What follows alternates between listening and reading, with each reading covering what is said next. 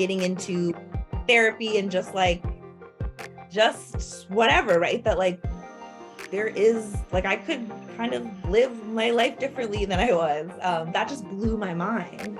And it was so exciting. And I was like, wait, does everyone know this? Does everyone know like all this stuff you could learn in therapy? It's so cool. Here we are, everyone. Welcome to No Surprises, a look inside the ambitious, joyful, and occasionally terrifying journey of creators. Kelsey, we are almost done with our second season. Here we are. Impossible. Really excited. Look at you. You're in a cabin. It's summer. You know. It is. I just came back inside from trying to keep my son away from the chainsaws of some sticks and broke up some small skirmishes over pretty much identical bubble wands. But really living the dream, you know? You're living the dream. It's that summer slowdown. Yes, it is. But we are really excited to be here with Grace Miceli. Grace is one of the 9 funniest cartoonists and illustrators on Instagram, as noted by one of my all-time favorite websites, Vulture. Grace is an artist and author living in New York City. She works across multiple mediums, including illustration, animation, comics, product design, and murals. Her playful and self-reflective work has been featured in over 50 galleries and museums worldwide. Her first book, How to Deal, published by Voracious, is available now. Grace is currently in graduate school training to become a clinical mental health counselor and creative arts therapist. But not only does she illustrate the bleak realities of life, she has also collaborated with larger names such as Nike, Urban Outfitters. Is it SZA? SZA? I feel so old. SZA. and open up the space to fresh young artists with the Art Baby Gallery by organizing and curating. We have managed to wiggle into her busy schedule to discuss millennials, Instagram, and social opinions. 3 things that I'm very interested in. So, Grace, we are so excited to have you. Yes. Welcome, Grace. Thank you. Hello. Oh, and welcome, Tony. Welcome, Tony Tone. Special guest. Tony. Guest. Yeah, tell me about Tony's name. How do you come by that? Okay, so I obviously have a very Italian last name, Miceli, and I thought it was kind of a shame that there were no Tony Micelis in my extended family. Yeah. So, So you made one. Yeah, he's like a little guy with a big personality. Just flows. Tony Miceli, it just Tony Miceli. Yeah. Sounds good.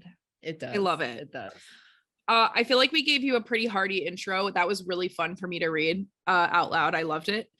But maybe you can start by telling us a little bit about the art that you create. How would you describe it? Yeah.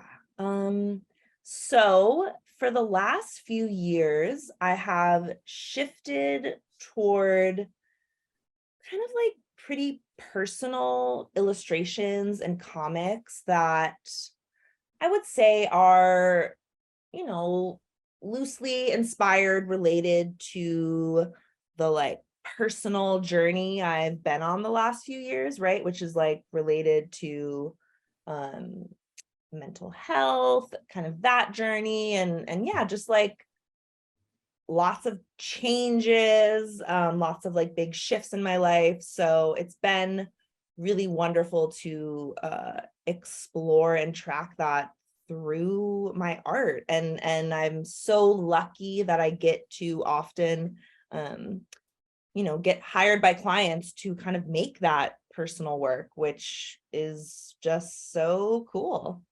I love that. So how did you find your niche? I know that some of your work is kind of satirical, but there's also a balance between like being a little dark and finding the light. How do you find that path when you're creating things for the public, for a larger audience?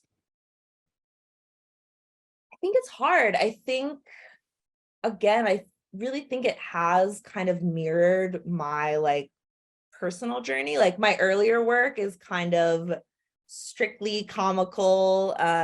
There really isn't much vulnerability or honesty in it. Yeah. As you know, I think in my early 20s when I moved to New York, just the like developmental stage I was in, I just kind of approach life with sarcasm, which, whatever, it could make things more challenging at times for Right. sure. It's a coping mechanism of sorts.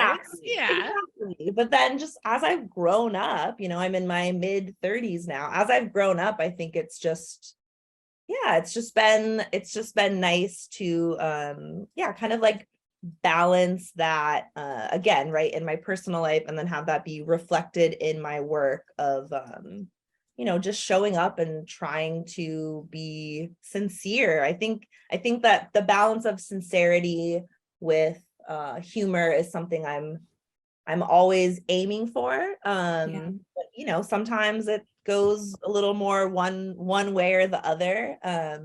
But I think, just that balance again, I try to embrace it in all aspects of my life. Well, and As it feels art, like, yeah. oh, sorry, go As ahead. like Mel. life follows art and art follows life, right? Yeah. That's where you get inspired from. For sure. And I feel We've like been that's on a such a ride. good, yes, it's such a good segue to talking about your book. A book. It sounds like the inspiration for the book is so wrapped up in your experiences and kind of finding the balance between those like really tough moments, finding different tools like sarcasm or other coping mechanisms to get through it. But I would love for Ours you to is tell dark us a little, humor. yeah, super dark. But I would love to hear a little bit more about like your process with writing the book, and how it felt to kind of compile all of that and bring it together. Yeah. I mean, it was really like so wonderful and so lucky to have like my book come at the time that it did. I sold it like the first few months of lockdown, and so I had this like huge project to throw myself into, to like take up all my time, take up all my energy at a time that was like very tumultuous and very overwhelming and very stressful, right? Like for on a personal level, on a societal level, right? There was so much going on. And so it really was like a safe again, right? It was like my internal world I could kind of escape to, and to, a way to cope was like making the book in, the like summer of, it was like the summer and fall of 2020 when I wrote it and illustrated. I think it was like about my deadline was like a 6-month deadline. And so it was intense because I had to like, I kind of had to churn it out, right? Like I had to do like, I did the math and it was like, all right, you got to do like 5 drawings a day, because there's some procrastination thrown in there. And yeah, it was wonderful. It was just like such a wonderful process to kind of, it was this like culmination of essentially like a little under a decade of work, right? I've been a freelancer. I've been in New York about 10 years now. And but I've been illustrating and making work, previously to that. So it really felt like this culmination, not like leaving it behind or wrapping it up, but it really did feel kind of like this, just summary of the journey I've been on and the work that I had been making up until that point. And it was so cool to have this physical object when, for the most part, my work has like really lived online. Yeah. I am in the final stages of a book, very different topic. It's a book about Squarespace, so much less, still creative, but much less creative. But I feel like 2 things have come out of it. One, for me, it helped me like figure out how to prioritize something other than being there, just like being someone's mom and being someone's partner and like doing work for clients. So I'm curious if you felt like the act of doing that project left you different on the other side. And also curious if you would ever do it again. Yes, for sure different on the other side because I think it showed me like get to focus on one project for that amount of time.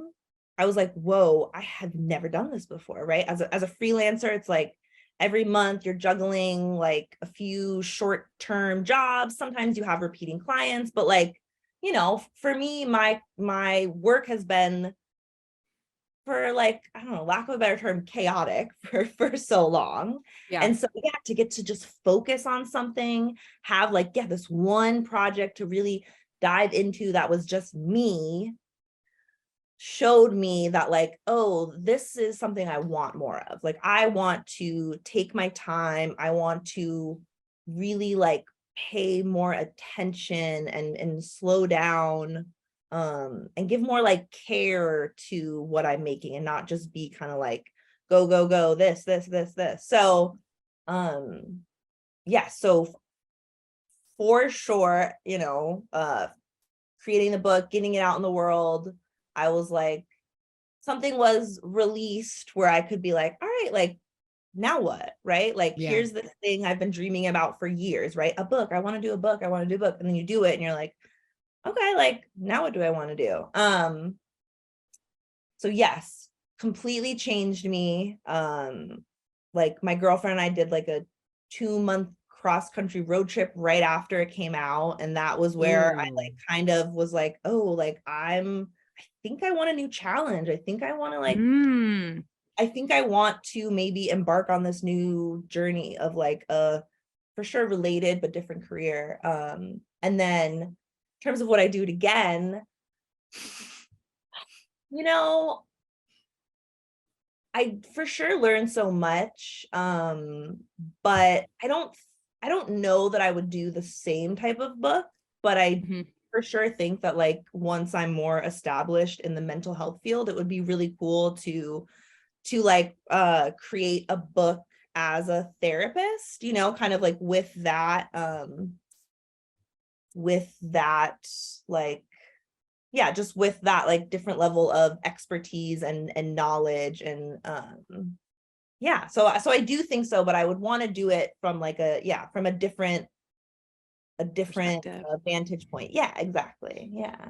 Yeah, your art for so long had this sort of therapeutic value to it, and it appeals greatly to like our generation, right? The millennial generation and what we've been going through. So to me, when I was thinking about this episode, thinking about how this jump for you going into grad school and going to become a clinical mental health counselor and creative arts therapist, it didn't seem like that big of a jump because these things seem really related. But what was it? What was that moment where you were like, you're talking about how you said you wanted a new challenge, but how did you get into therapy? How did you make that jump? So there was probably like a few, little moments, but the one that sticks out for me is because of the way the publishing industry works, books have like a category, and the publisher, like I wasn't clued into this decision, but my book is categorized as self-help. Like that's like they didn't put it with comics or with art, but they put it as self-help, right? So that means it's going to be in bookstores with books.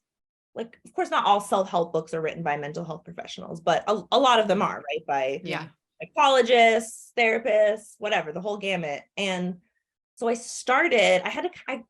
felt the need to start my book with a disclaimer because it was going to be in there. Like, I didn't want anyone to think I was a therapist. So the first line, I think, of the introduction is like, I'm not a mental health professional. And there was something about like just typing that sentence when I was writing the introduction where I was like, oh, like I kind of wish I was. Because I think for me, my journey in therapy as an adult, which started in 2018. Like I had done it when I was younger, but then took a big break. And when I went back into therapy, it in so many ways, it really did kind of, again, mirror like discovering, really getting into art as a teenager, like getting into therapy and just whatever, right? That like, there is like, I could kind of live my life differently than I was. That just blew my mind. And it was so exciting. And I was like, wait, does everyone know this? Does everyone know like all this stuff you could learn in therapy? It's so cool. So yeah, I just was like listening to that excitement and illustrating and following that path of like trying to be a career artist.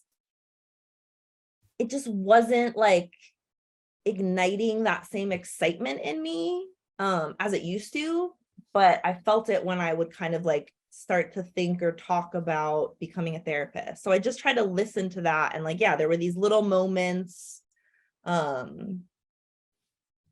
So yeah, but I thought that was like a big one for me of like, okay, there's something here. Like physically, I feel different when I think about it and talk about it with the people in my life.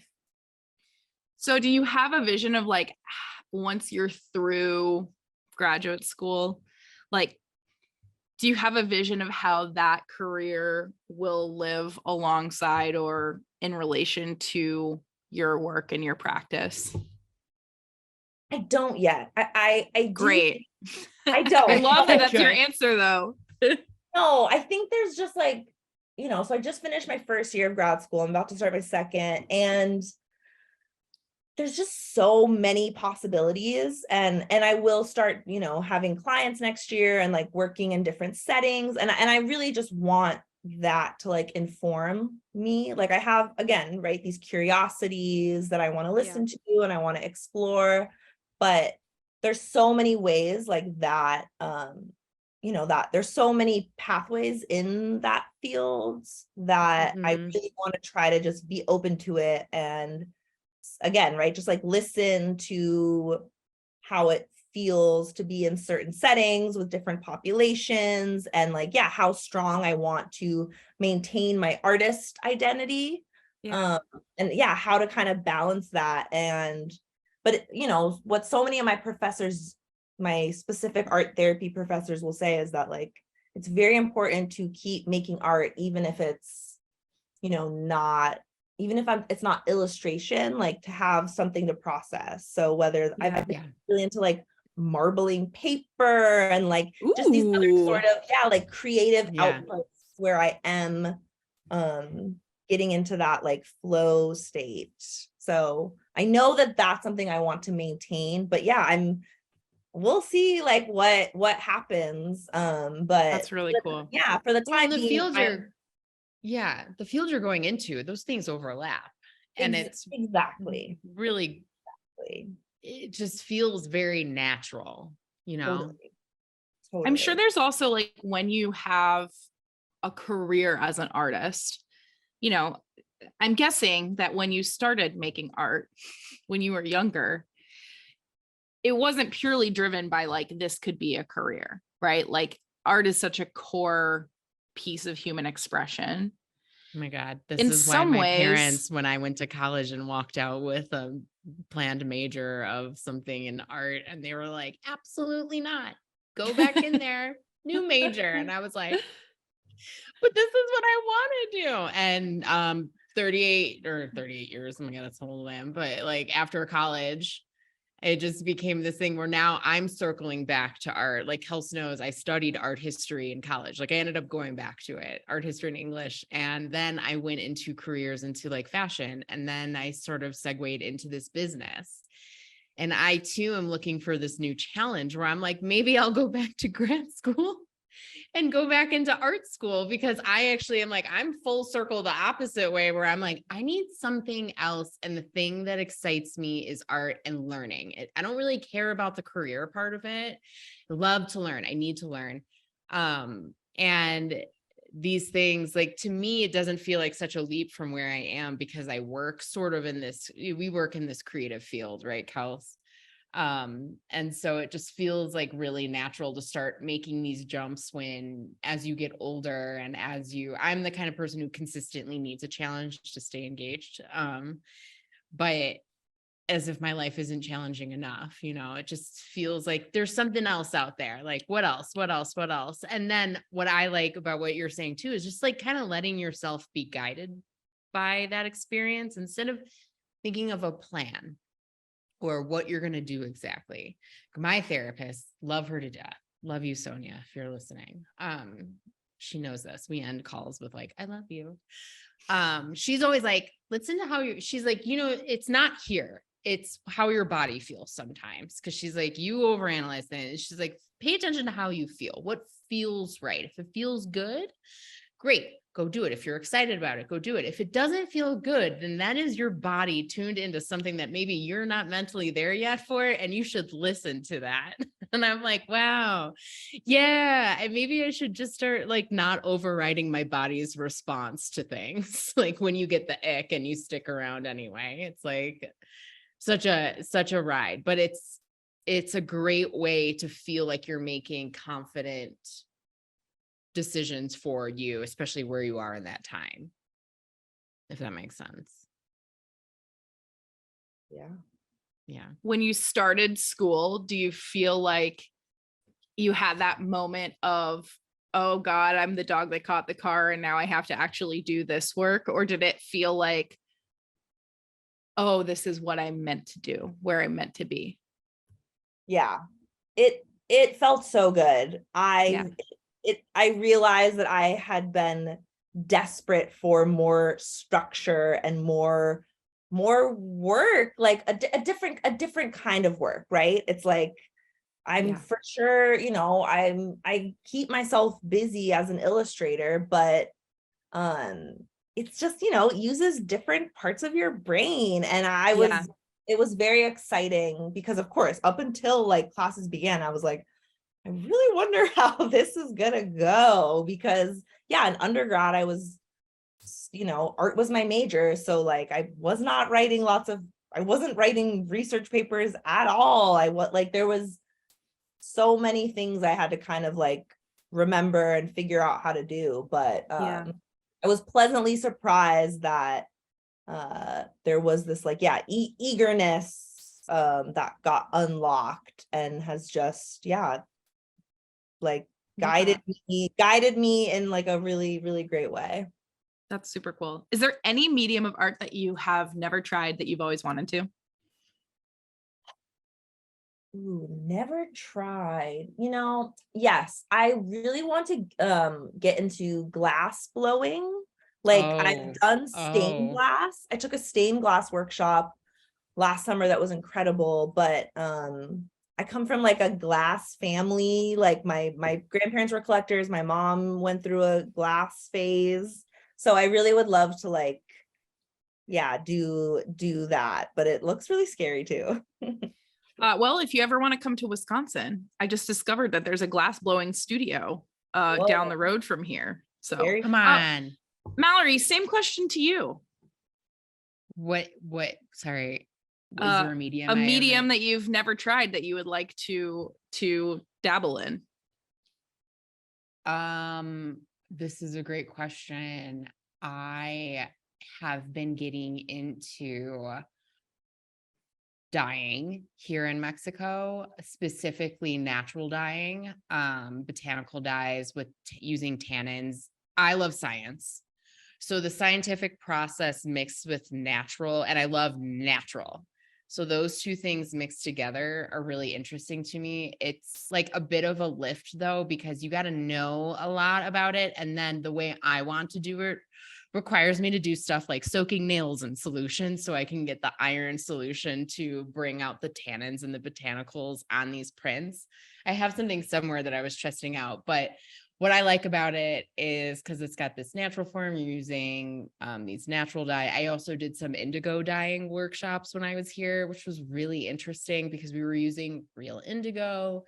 We were, I don't know, it's just, I like when you have natural processes that basically take their own journey through, and it's not all just me. It's like letting the things be the things. So I plan on bringing that back to back home with me this fall. So get ready for botanical dye workshops. I love that.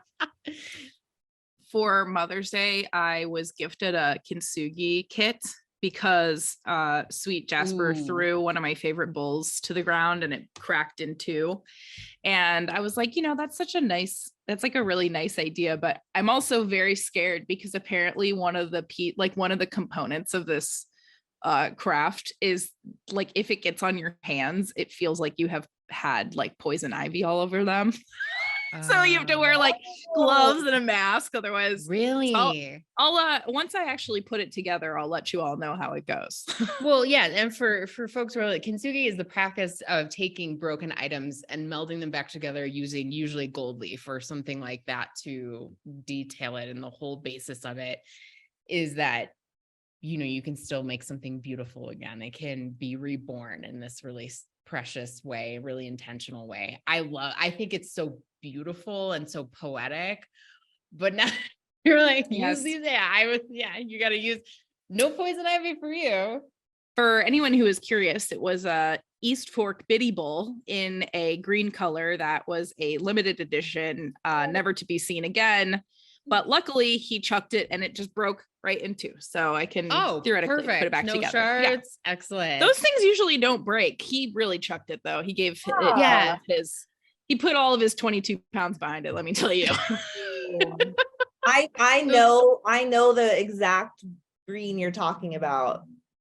Yeah. Heartbreaking. What was it called? It's like the prettiest, like yellow mossy green. Anyway, maybe I'll take a picture of it and throw it in the show notes. It's not going to be fixed yet, but I will show you the two broken house.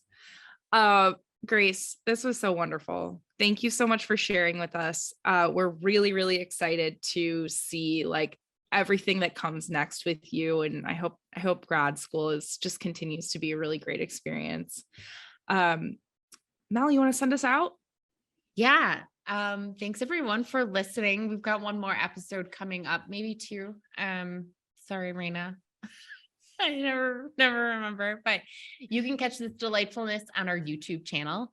You can also find it on our website at www.weekofthewebsite.com/no surprises. But it's in there.